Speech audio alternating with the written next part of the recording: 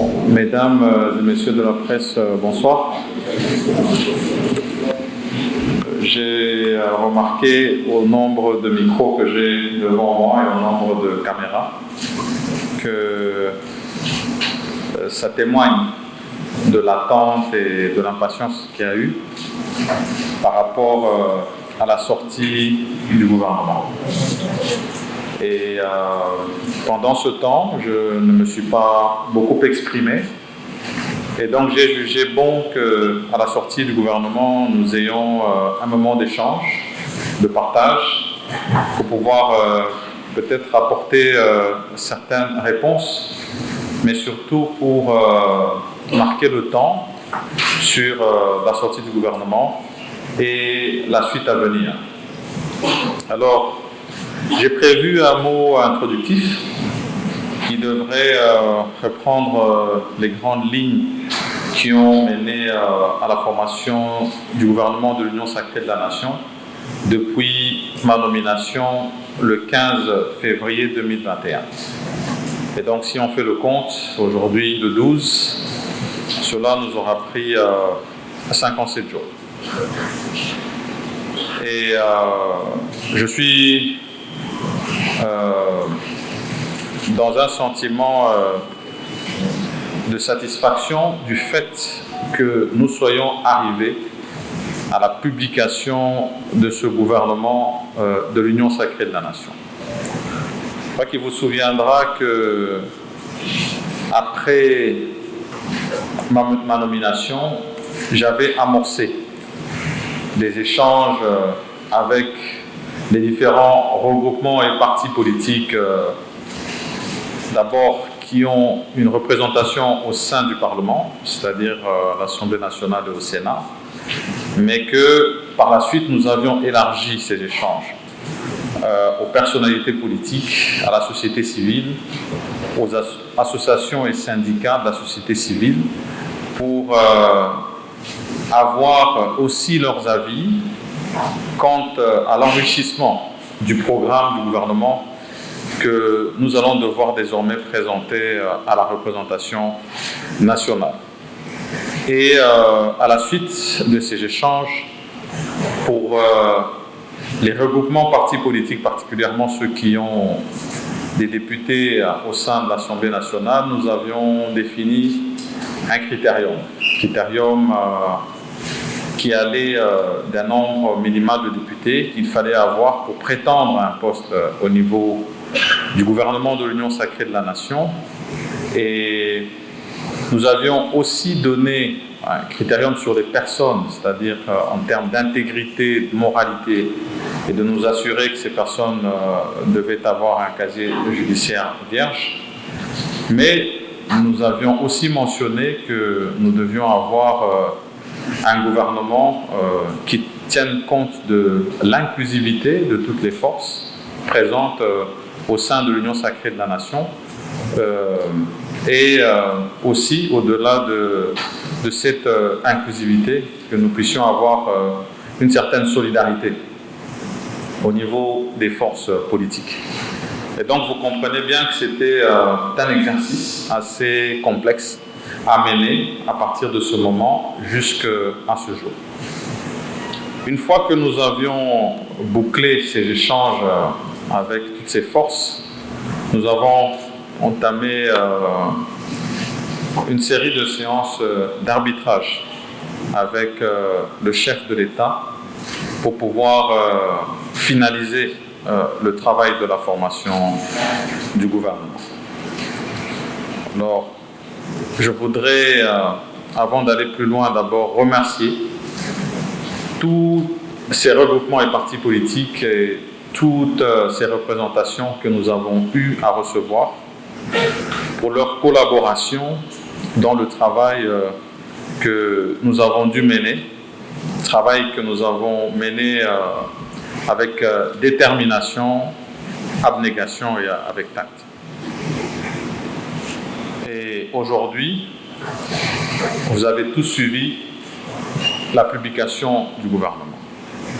Et je vais revenir sur les objectifs qui m'avaient été assignés en ce qui concerne la formation du gouvernement.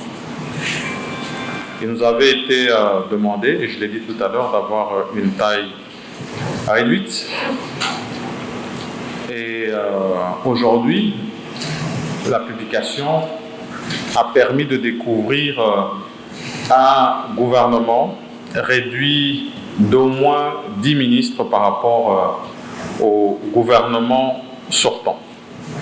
Nous sommes arrivés à ce chiffre, d'abord en tenant compte des forces politiques présentes au sein de l'Assemblée nationale, mais au-delà de ça, nous avons tenu compte de la société civile, et je pourrais donner des détails là-dessus, mais aussi des personnalités politiques. Parce que n'oubliez pas que au sein de l'Union sacrée de la Nation, et là je voudrais au passage remercier le travail abattu par l'informateur au niveau de la majorité qui devait être établie au Parlement.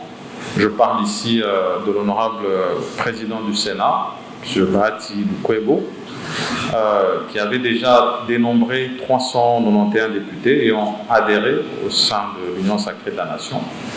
Et donc, nous avons des regroupements qui ont adhéré avec la signature des présidents de ces regroupements, en les engageant totalement. Et puis, nous avons des personnalités politiques qui ont adhéré en tant qu'individus. Et il fallait tenir compte de cela lors de la formation du gouvernement. Et ces échanges se sont faits individuellement, ça veut dire avec chaque regroupement.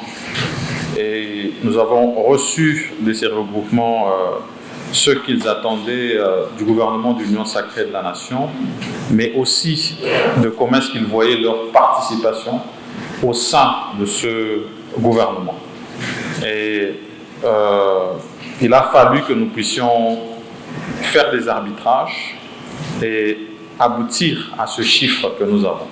C'était un exercice qui s'est fait dans la contrainte, je dois l'avouer, parce que c'était un exercice inédit. Je pense que pour moi, qui étais déjà député depuis 2006, j'ai vu la plupart dans toutes les législatures, on n'a jamais eu une majorité aussi large au sein de l'Assemblée nationale. Alors comment, pour plus de regroupements, plus de forces politiques ayant adhéré, réduire le nombre, c'était pas facile. Et moi, j'ai considéré que pour la plupart de ces forces, il y avait une volonté de vouloir servir la nation. Et nous avons répondu qu'aujourd'hui, nous formons le gouvernement avec ceux qui peuvent y adhérer, mais il y a plusieurs secteurs de la vie nationale à animer. Et nous sommes convaincus que pour ceux qui ne peuvent pas servir au gouvernement aujourd'hui, il y aura d'autres secteurs où ils pourront servir. Pour parler du genre, parce qu'après la taille du gouvernement où on nous avait demandé de réduire, on avait demandé plus de participation féminine. Et là-dessus, je dois mentionner que lors de la journée de la femme, j'ai reçu un plaidoyer et tout le long du mois de mars, on a insisté sur le fait qu'il devait y avoir un effort à ce que nous puissions avoir plus de femmes représentées au sein du gouvernement de l'Union sacrée de la Nation. Ça a été un exercice que nous avons dû faire avec les chefs de regroupement, parce que nous demandions chaque fois qu'il y ait pour un poste ministériel, en cas de proposition des personnes devant animer ce poste ministériel, 3 propositions qui tiennent compte de l'expérience, du genre, mais aussi du facteur jeunesse. Il y a des groupes avec qui nous avons pu avancer de manière positive, et pour ces groupes-là, je les remercie. Avec d'autres, ça a été plus difficile, mais toujours est-il que je suis fier aujourd'hui d'annoncer que nous avons une participation de 27% des femmes au sein de ce gouvernement de l'Union sacrée de la Nation, avec un total de 15 personnalités féminines qui vont, à côté des autres membres du gouvernement, relever le défi attendu par la population congolaise. Et cette participation féminine, nous ne la voulions pas que quantitativement, mais aussi qualitativement. Et vous pourrez voir que lorsque vous parcourez la liste du gouvernement, c'est déjà au niveau des vice-primatures que nous avons une femme, en la personne de l'honorable Eve Bazaïba. Et au niveau des ministères, nous avons 10 personnalités féminines qui sont aujourd'hui ministres. Nous avons 3 vice-ministres et une ministre déléguée. Et donc, c'est un effort qu'il faut poursuivre. Aujourd'hui, nous n'avons pas encore eu un gouvernement ici en République démocratique du Congo depuis l'indépendance qui contient autant de femmes. Et j'estime que c'est un pas, mais qu'il faut continuer à aller vers le sens de la parité, non seulement au gouvernement, mais aussi dans toutes les autres institutions de la République démocratique du Congo.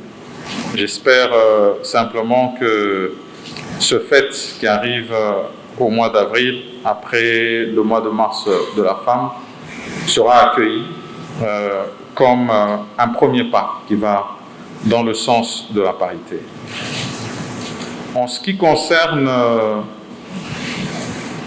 la représentativité nationale, parce que de ce côté-là aussi, il nous avait été demandé, surtout que nous parlons du gouvernement de l'Union sacrée de la Nation, d'avoir au maximum de représentants des provinces au sein du gouvernement.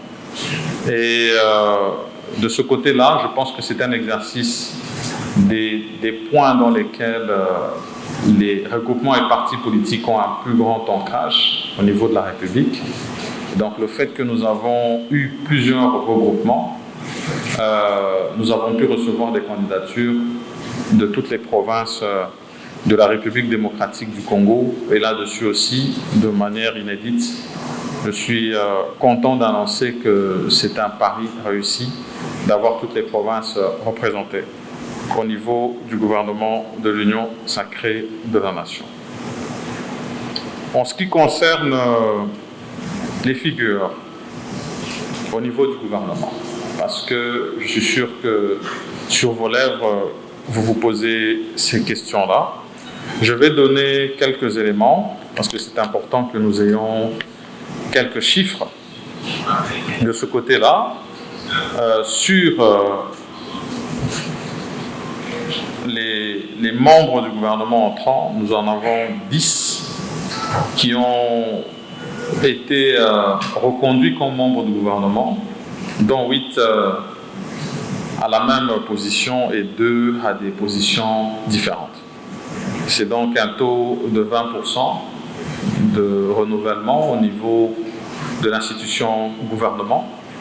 Et donc, il faut considérer que nous avons 80% de nouveaux entrants. On ne va pas dire de nouvelles personnalités parce que pour la plupart, vous l'avez constaté, sont des figures qui sont déjà très aguerries dans le monde politique, mais qui font leur entrée dans le gouvernement de l'Union sacrée de la Nation. Il s'agit là de 46 membres d'entre eux. Et en ce qui concerne la jeunesse, de ce côté-là aussi, il y a eu un effort considérable qui a été mené. Et ici, comme pour les autres objectifs qui nous avaient été donnés, ça s'est fait toujours avec la participation des regroupements politiques pour atteindre un taux d'à peu près 28%, si jamais je peux le dire ainsi, de jeunes. Et par là, je vois ceux qui ont moins de 40 ans et ceux qui sont entre 40 et 50 ans. Pour le reste, nous avons à peu près 24% de ces personnalités entre 50 et 60 ans. Et nous avons le membre, finalement, la membre la plus jeune du gouvernement qui est âgé de 28 ans à la position de vice-ministre de l'enseignement primaire, secondaire et technique. Et je pourrais donner plus de détails au cas où il y a des questions qui vont dans ce sens-là. Nous avons tenu aussi à ce que nous puissions avoir la participation de la société civile et des personnes vivant avec handicap. Et je pense que le chef de l'État, pour marquer un certain accent à cette question, a cédé à des postes de souveraineté, parce qu'ils sont dits comme tels, à savoir le poste de la justice et garde des Sceaux, où nous voyons Madame Rose Mutombo, qui est une grande activiste et présidente de CAFCO, qui fait son entrée au gouvernement, ainsi que le retour de Madame Irène Essambo comme ministre déléguée et ministre des personnes vivant avec handicap. Sur les personnalités politiques, je vais peut-être dans la suite transmettre une liste un peu plus précise des noms pour qu'on puisse savoir quelles sont ces personnalités qui ont adhéré au niveau de l'Union sacrée de la Nation et qui sont représentées au niveau du gouvernement. Mais je pourrais donner l'exemple du ministre des Droits humains, qui est l'honorable Pouela Fabrice, que tout le monde connaît. Et il y a encore d'autres visages qui sont à ce niveau des personnalités politiques qui ont adhéré au niveau de l'Union sacrée de la Nation, qui font partie du gouvernement. Et en ce qui concerne les priorités du gouvernement de l'Union sacrée de la Nation, maintenant qu'il a été publié, il faut d'abord retenir que la priorité des priorités reste désormais d'être prêt avec le programme du gouvernement enrichi par les forces et regroupements politiques que nous avions reçus lors de nos consultations pour la formation du gouvernement, et avoir le privilège d'être reçu au niveau de l'Assemblée nationale et espérer que ce programme du gouvernement pourra recevoir leur assentiment et bénédiction, et qu'il pourra bien sûr contenir toutes les attentes du peuple congolais en ce qui concerne la transformation de sa condition sociale. Et une fois que le gouvernement sera installé, nous allons revenir sur les axes prioritaires qui nous avaient été fixés par le président de la République, son Excellence Félix-Antoine Tshisekedi, notamment la paix et la sécurité, particulièrement à l'est de la République démocratique du Congo, la santé, surtout en cette période de pandémie à Covid-19, l'éducation, le développement à la base, et bien sûr, puisqu'il faut faire face à toutes ces difficultés que nous avons au niveau du budget de l'État, il va falloir que nous puissions avoir des réformes dans le domaine fiscal. Et il va surtout falloir que nous puissions les mener pour avoir suffisamment de moyens afin de maintenir le processus et le cycle électoral, parce que là aussi c'est une priorité pour le gouvernement de l'Union sacrée de la Nation, au-delà du fait que nous devons diversifier notre économie, notamment à travers l'agriculture et l'industrie, mais aussi l'entrepreneuriat, et que c'est un exercice que nous devons faire dans cette période où de plus en plus la République démocratique du Congo devra s'auto-suffire. Donc, c'est un premier cap franchi qui a été la formation du gouvernement de l'Union sacrée de la nation. D'autres caps désormais nous attendent, notamment le Parlement, mais ensuite le travail acharné sur lequel nous sommes attendus pour inverser la tendance, surtout de la paix, mais surtout aussi de la situation économique de la République démocratique du Congo. Voilà donc,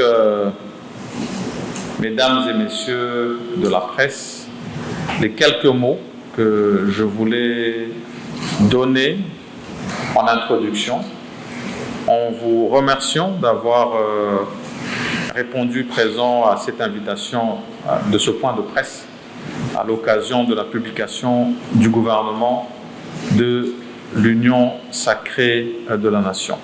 Et bien sûr, je vais me tenir à votre disposition pour répondre à quelques préoccupations. Et pour celles qui vont nécessiter plus de détails, bien sûr que nous allons avoir les canaux habituels pour vous les transmettre. Nous avons d'abord le temps que nous avons pris pour la formation du gouvernement. Alors, ici, je devrais d'abord dire que depuis, j'ai donné le chiffre, ça a pris 57 jours pour y arriver, mais nous avons tenu compte aussi du temps parlementaire. Parce que, comme vous le savez, je l'avais annoncé, nous devions être au niveau du Parlement le 15 mars, jour de l'ouverture de la session du mois de mars de l'Assemblée nationale, mais que finalement, lorsque cette session s'ouvre, il y a tout un calendrier qui doit être établi et adopté. Et ce n'est qu'après cela, parce que même si nous avions sorti le gouvernement au début du mois de mars, nous devrions quand même attendre finalement que cette session puisse s'ouvrir et que nous puissions être programmés au niveau de l'Assemblée nationale. Donc nous avons simplement mis ce temps à profit, ce délai par rapport à l'ouverture de la session et l'adoption du calendrier pour parachever les discussions que nous avions commencées, parce que avec certains groupes, et la plupart d'entre eux, nous sommes arrivés très vite à des points d'entente, mais avec d'autres, ça a pris un peu plus de temps. Nous remercions les premiers pour leur promptitude et la patience qu'ils ont eue dans les discussions que nous avons eues avec les autres groupes pour arriver à ce résultat.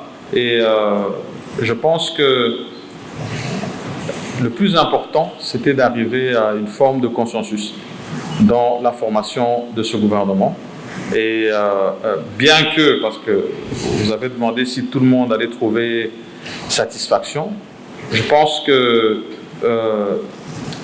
certainement pas, parce que je vous ai dit que l'engouement de servir la nation était grand, mais je vais revenir sur le fait que j'ai insisté chaque fois que j'ai reçu la plupart des regroupements sur le fait que le plus important, c'est de participer à la reconstruction du pays et de mettre en avant les intérêts de la nation et de la population congolaise avant de mettre en avant les intérêts des partis. Donc, en ce qui concerne les 27% de la participation féminine, ce que nous attendons d'elles, c'est qu'elles soient à la hauteur des fonctions auxquelles elles ont été assignées. Il faudrait qu'elles puissent démontrer leurs compétences, et même plus, pour moi, et même plus, parce que ça permettrait de convaincre d'en avoir encore davantage, non seulement au niveau du gouvernement, dans les prochains gouvernements qui seront formés, mais aussi au niveau des autres institutions. Merci, madame. Merci une fois de plus pour cette deuxième série de questions. Alors, M. Mkendi de Africa News, en ce qui concerne la sécurité à l'est du pays et la problématique de la MONUSCO, en ce jour particulier où il y a une marche pour obtenir le retrait de celle-ci. Alors ici, je peux avouer que depuis ma nomination, j'ai eu une rencontre de prise de contact avec Madame Bintou, qui est la représentante de la MONUSCO ici en République démocratique du Congo. Et dans les échanges que nous avons eus, il a été fait mention du plan de désengagement de la MONUSCO, parce que c'est un plan qui est déjà existant, mais sur lequel il y a du retard, parce qu'il y a des préalables. Et donc, ce que nous devrons faire, c'est nous atteler à ce que ces préalables soient rencontrés pour que ce plan déjà établi puisse suivre son cours. Parce que ici, il est une question de responsabilité et de sécurité. Il faut le prendre à la hauteur de la mesure de la question et agir prudemment. Mais, comme je l'ai dit, le plus important, c'est qu'une fois que nous sommes en place, nous puissions prendre langue avec, une fois de plus, avec les responsables de la MONUSCO et voir comment est-ce que ces préalables pourront être rencontrés. Et en ce qui concerne la question principale avec des sous-questions de M. Christian, c'est-à-dire la question du budget de l'État, parce qu'effectivement nous arrivons dans un contexte où nous avons un budget déjà établi, et je vais même souligner avec des affectations précises.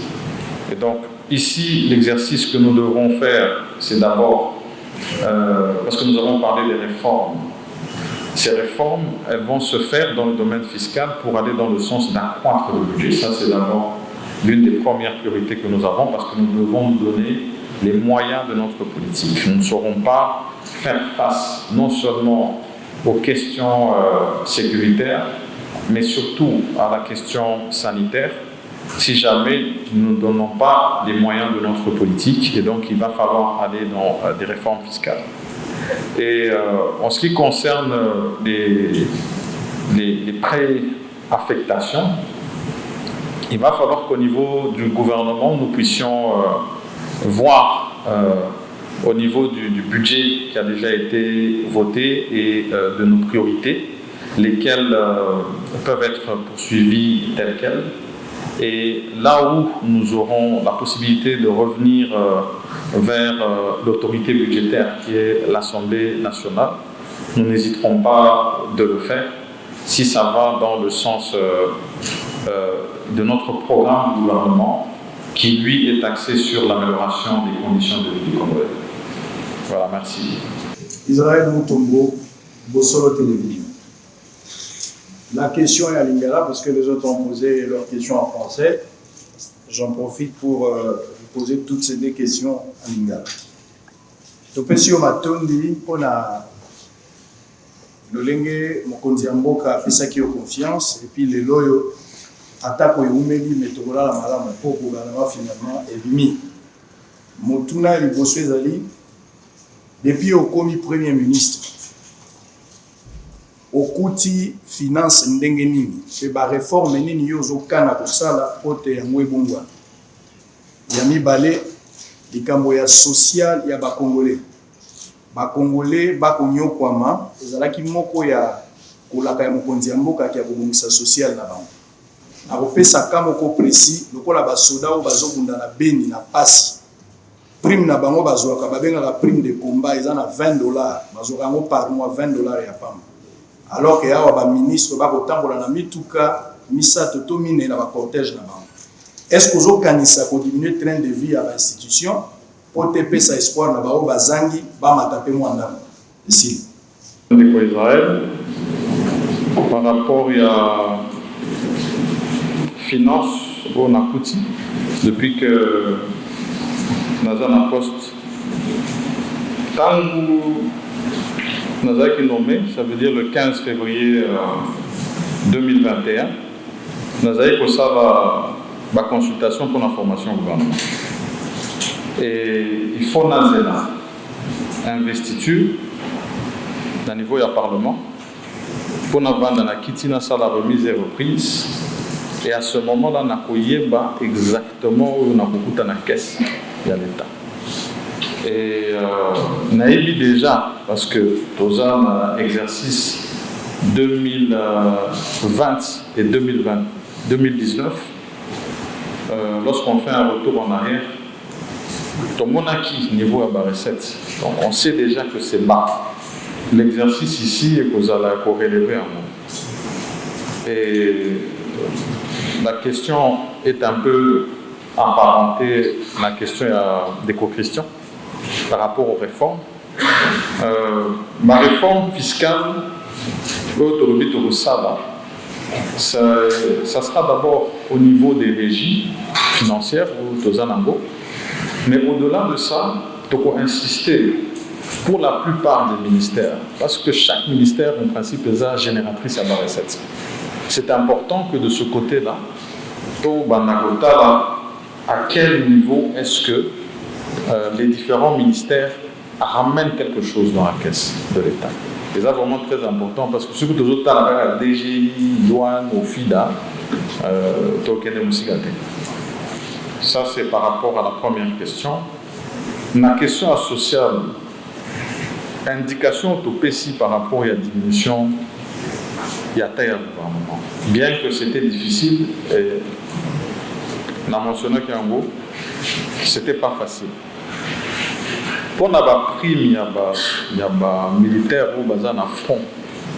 D'abord, on a un minute il faut. On a fait ça vraiment salut. Parce que nous souffrir, on a Est, on a Passi, on a un montant où il fallait recevoir, ça n'arrive pas. Bien sûr que nous devrons nous pencher sur ce problème-là de manière particulière pour faire la différence. Toujours au Kangopé, mais il faut tout comment. Il faut tout exactement qu'est-ce qui ne va pas et pourquoi ils ont commenté. Est-ce qu'ils ont pour bon ils ont question ou bien c'est parce que on envoie mais il y a des détournements. Et une fois que nous aurons la réponse, il faudra tout s'ajuster de sorte que nous puissions répondre à attendre. Voilà ce que je peux répondre aux deux questions.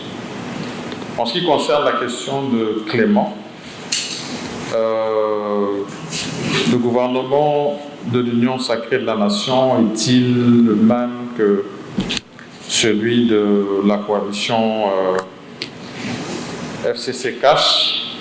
Bon, je pense que tout de suite, tout le monde va répondre avec moi non. Certainement que ce n'est pas pareil.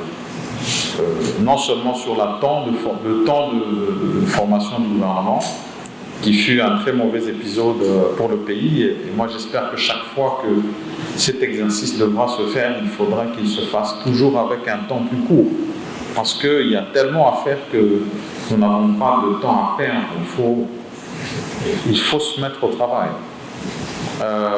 Et différent aussi parce que lorsqu'on regarde la composition de toutes ces forces, et moi je dois les remercier parce que c'est plusieurs bords qui viennent avec des idéologies politiques différentes, mais qui pour une fois se disent pour l'intérêt suprême de la nation, mettons-nous ensemble pour reconstruire ce qu'il y a à reconstruire et nous assurer que nous rencontrons les attentes du peuple congolais.